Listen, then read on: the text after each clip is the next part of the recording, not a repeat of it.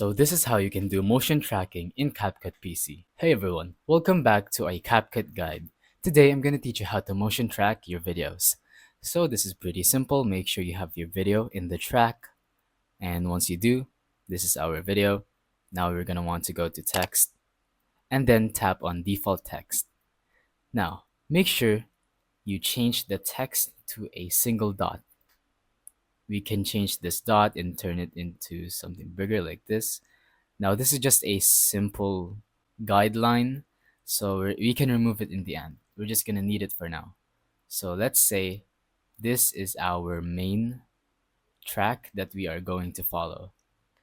And what you're going to want to do is just simply follow this track with the video. So you're going to want to tap on scale. You can also tap on this keyframe to change the position. Make sure it's still in the same as it was before. Now you may see these black lines, but don't worry, that just happens if your video is not big enough. If it doesn't seem to work, I'm just gonna try it at a different angle. Let's say here.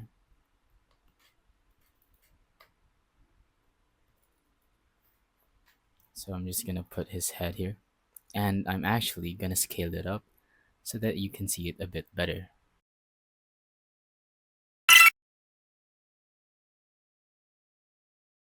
So that's pretty much how you can do it.